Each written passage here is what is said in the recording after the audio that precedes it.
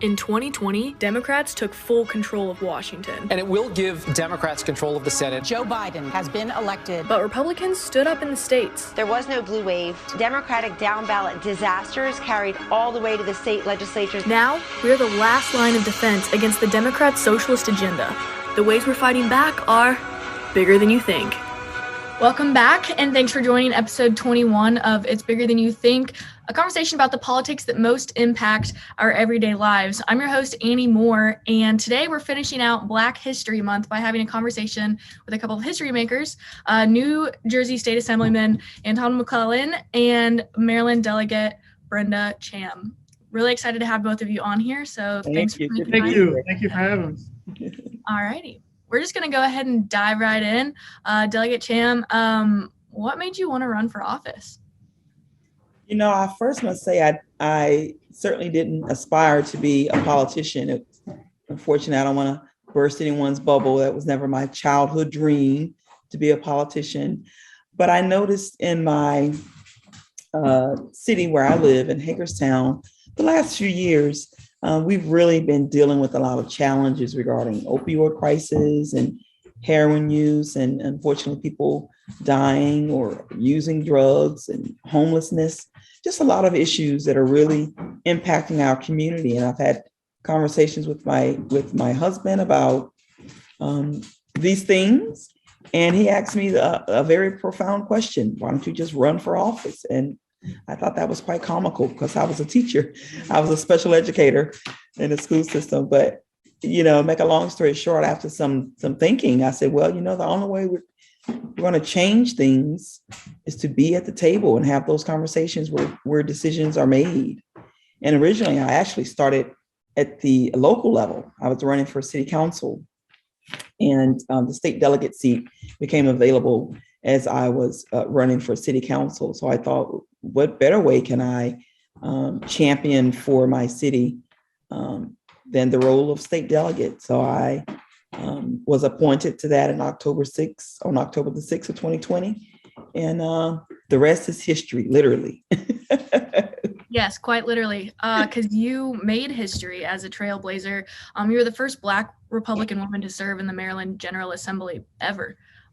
What's it been like to be that kind of trailblazer, that kind of history maker? Thanks, Antwan. In your state. That's so cool.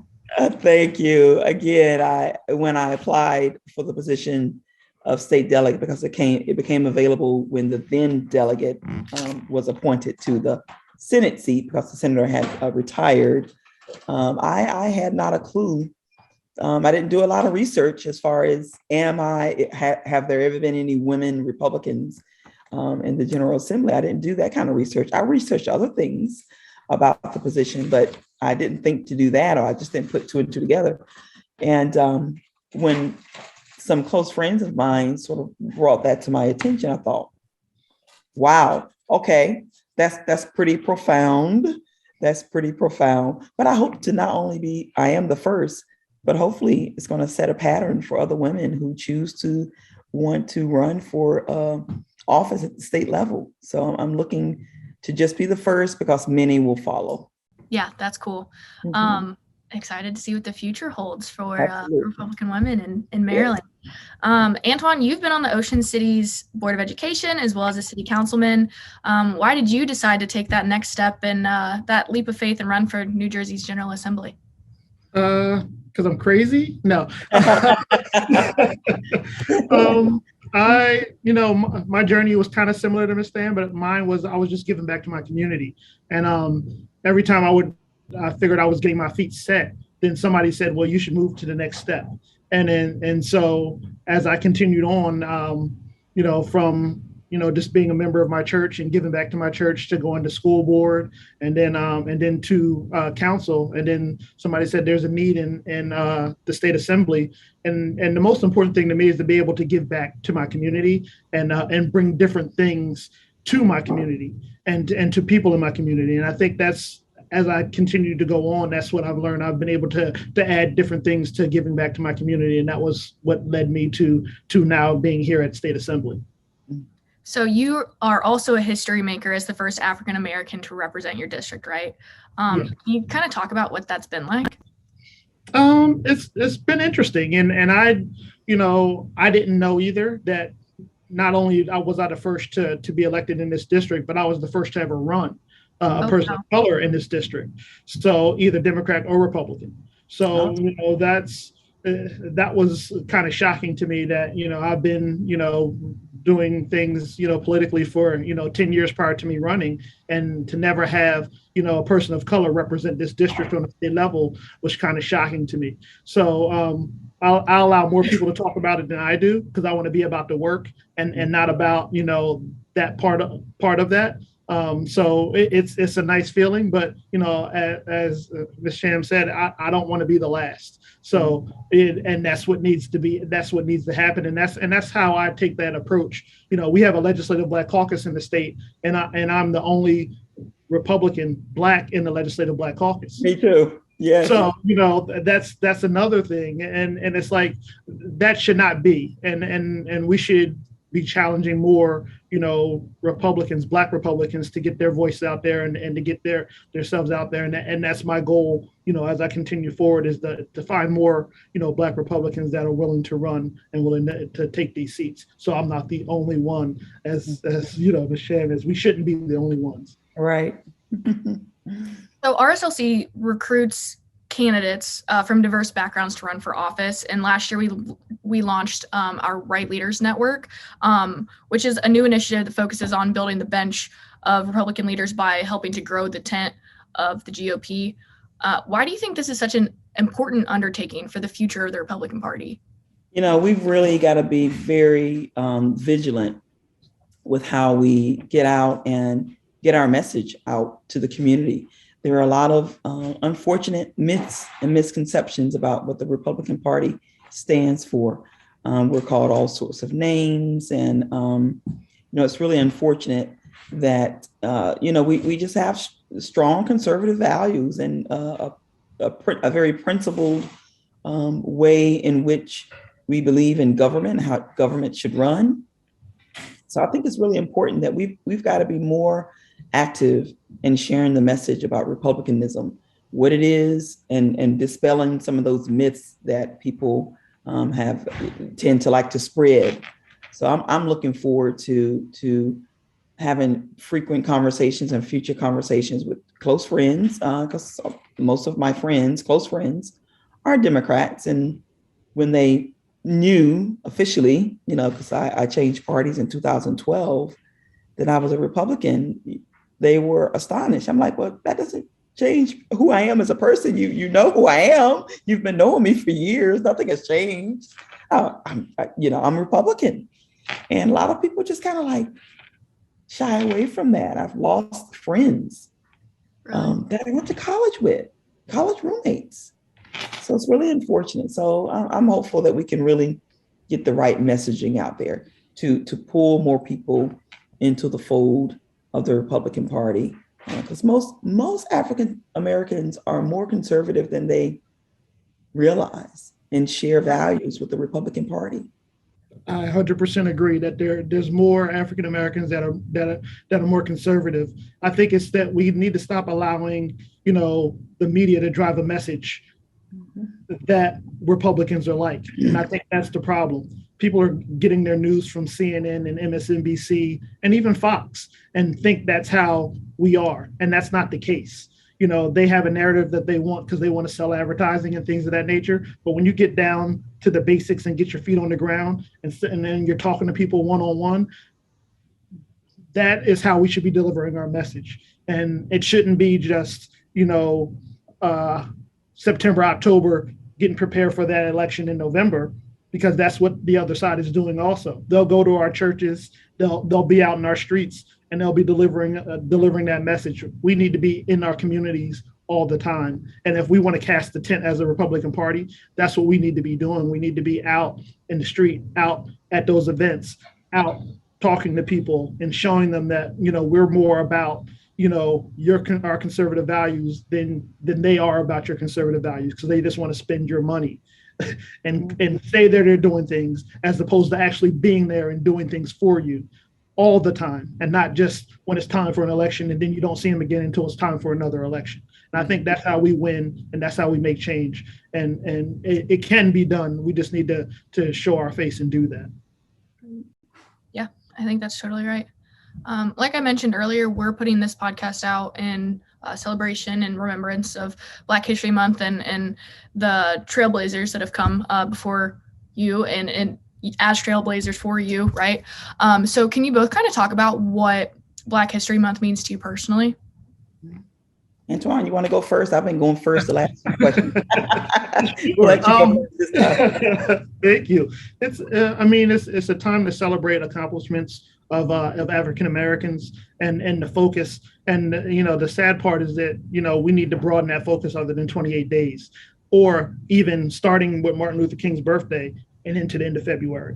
That focus needs to happen 12 months out of the year, as opposed to just happening in February. But it's our opportunity to let people know that there's so many people that have done so many great things, and not just the ones that you talk about all the time, but there are so many people in our community that have done so many great things, that have opened up businesses, have supported people, have done things in the community. I think this is that opportunity to do it more on a local level than on a national level. And that's what I love about Black History Month.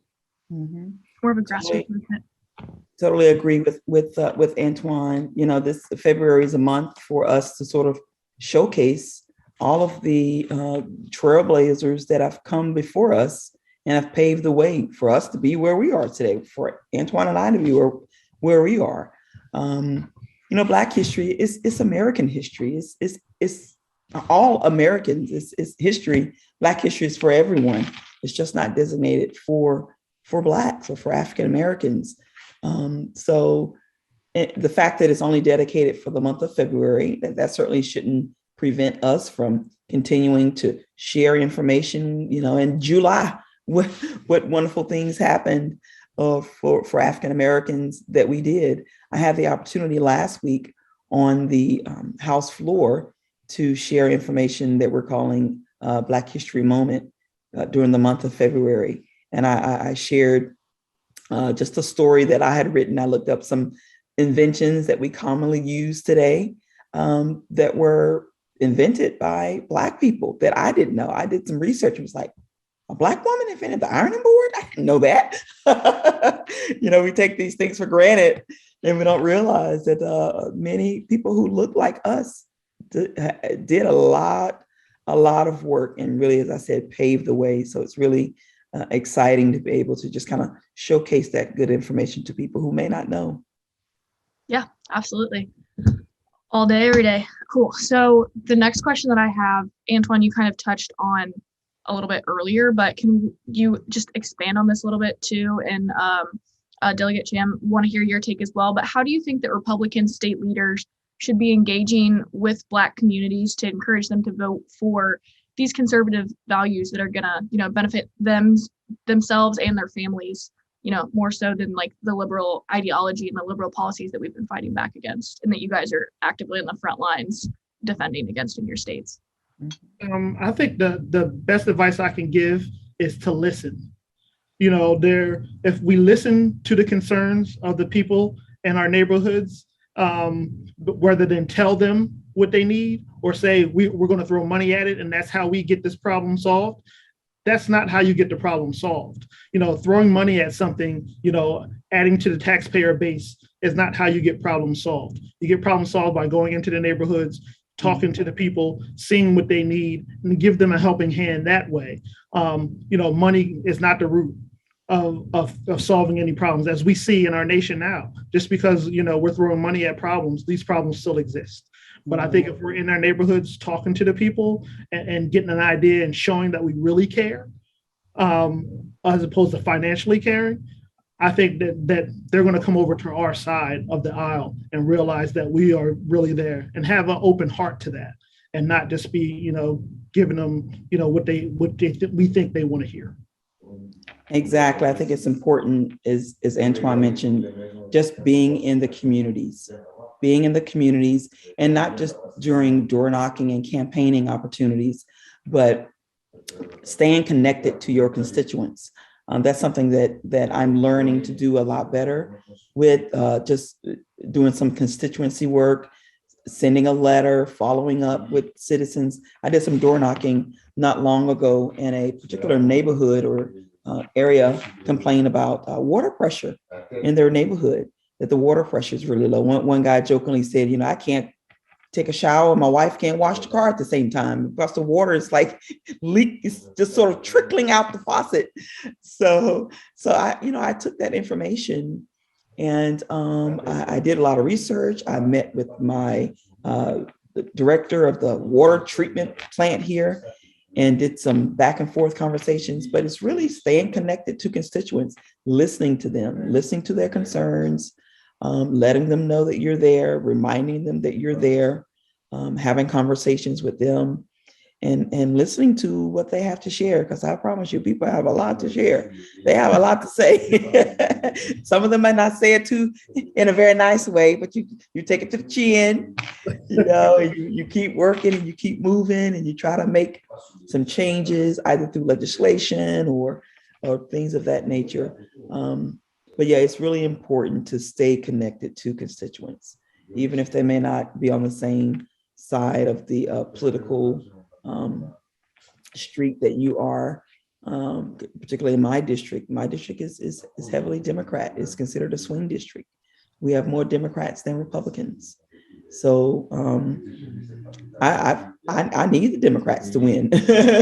I need my Republicans to make it out of the primary, and I need some Democrats to make it across the finish line in the general election. So just really listening to Democrats and Republicans and try your best to represent, as best as you can. It's often difficult to do that with certain issues that may come up, but just try to represent people as best as you can. Yeah, that makes a lot of sense because you guys are both Republicans and pretty heavily blue states. So getting across the aisle, I'm sure, is super in the work that you're doing and actually, making change for your constituents. So that's really cool. What would you say is the most fulfilling part of your job as a public servant? I'd have to say solving a problem with the constituent that they may be struggling with. If it was unemployment months ago, one lady during COVID wasn't allowed to see her dad in the nursing home. And he had a cat and he was complaining that, the cat wasn't doing well. Really long story. It was just so pitiful. But my staff and I, took it very serious and worked with the daughter of this man and worked with the nursing facility to try and allow the daughter to come and visit her husband, her father. So we went back and forth with that for a while. And we finally reached a solution and she was able to see her dad. And she sent an email back and said, "Thank you so much. Thank you, thank you, thank you. Please let me know when you have a yard sign ready and I'll promise I'll put one in my yard." I mean, I wasn't thinking about yard signs at the time or her voting for me. I was just trying to help her find a solution to being able to go see her dad and check on the cat. And it was a good feeling that we were able to, at the end of the day, receive that email that everything worked out and she was able to see her dad. So that's a good feeling that you help find a solution to a problem. Love that. Yeah, I totally agree with you on that. It just warms my heart when that happens. And also, I've learned that I've been able to bring people together that would not normally talk to solve issues in the community. And I think it's been a fulfilling thing for me also. And I've been able to create a group which is called Cumberland and Cape United. And Cumberland County is one county and Cape May County is another county in my district. And I've been able to bring together, pastors of churches, local leaders and politicians to talk about solving problems. And these people would never have talked. They're in different, parts of each county. And we've been able to come together and see that we have some like-minded stuff and like-minded resolutions to some problems. And there's also things that are two totally different because one county is on the coast and the other county is more inland and farmland. But still, those issues can be talked about and kind of, vetted to try to come to some sort of resolution. But also the things that we have with the children and roads and drainage and things of that nature can be talked about and handled too. So for them not to be able to come together at any other time, and for me to bring them together is something that's very important. And I think when we do that, that creates great legislation, because you have an time to see that there's some things in common, where I'm not just with one swell swoop saying, oh, I need to do this, and it's only because one person in one municipality asked me to do it, and then I'm trying to change a whole state law for one person. That doesn't work. But when you're bringing people together, breaking bread together, it's unbelievable the type of conversation that you have, and really like-mindedness that we all really have. It's just there's many ways to cross the street, and and it's not always the direct route that's the best route. Right. Yeah, I think that's absolutely right. So when you ran for office, and Delegate Thiam, when you were appointed, what was the thing that surprised you the most, after either while you were running or after you were elected and were appointed, that you think that other people should know? Like, what surprised you the most? What were you like, oh wow, I didn't expect that? Well, as I began campaigning, because I was finishing the term of the previous delegate and decided, I'm interested in keeping the seat, so I decided to start campaigning for it. Door knocking, and I'm an extrovert. I'm very outgoing. I love people. I love meeting new people. Door knocking can be a bit intimidating. You're knocking on the door, and the list that I have, they were all Republicans, starting with those first. And so you expect a friendly conversation or people receptive to you. And I got a few doors slammed in my face. You've got to be ready to accept those door slams in your face for whatever reason, and just kind of, again, take it to the chin and keep moving on to the next door. Keep reaching the people, reaching those people who might be in the middle of the road and independents, and try to get them and encourage them to be in your corner. But certainly, be ready for the door slams, no matter how nice you think you are and how pleasant you think you are. Some people are not having it a Saturday morning at 11 o'clock. So be prepared for that. Antwan, what about you? For me, kind of that same thing, and it amazes me is that how many people they judge by the color of your skin. So they see me and they assume that I'm a Democrat. Yes. And then when they find out, it's like, I've been called a racist more times in the last 3 years by older white men than anybody in the world. Not even not even African Americans. Older white men who find out that that I'm not a Democrat, I'm a Republican.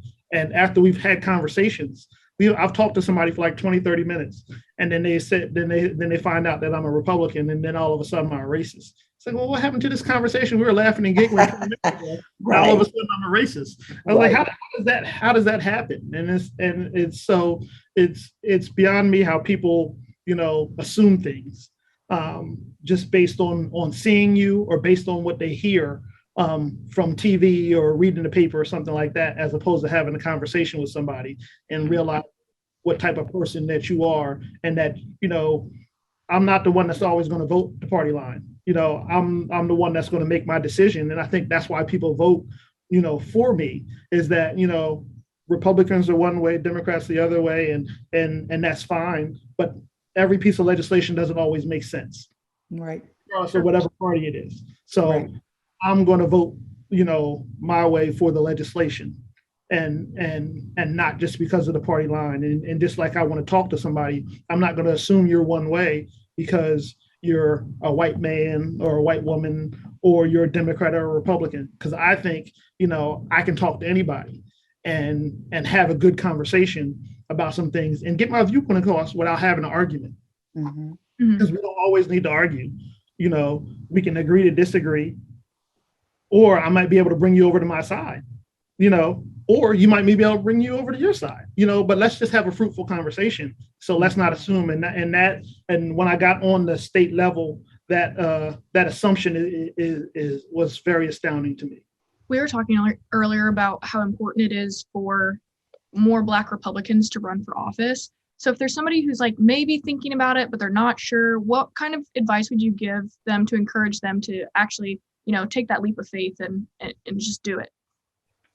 Yeah, I mean, if the idea or the inclination to run is there, sometimes you don't think about it too long. Just do it. Just do it. If you have the desire, don't take 3, 4, 6 months. Like I don't know. That's too long. Just do a little research, schedule a lunch or breakfast date with a mentor to keep things around with. Make a decision. Yeah. Don't move around in it too much. Just make a decision and stand on it, even when it's scary. Definitely got to take that leap of faith, and I agree with you wholeheartedly. You got to speak to a mentor, get an idea of what you might be getting into. Most importantly, talk to your family. They'll give it to you good or bad or indifferent. You still have to make your own decision, but you still have to let them know what you're thinking about doing, and they have to tell you how they feel about it. Because my wife will surely tell me how she feels about it. We women don't play, that. For sure.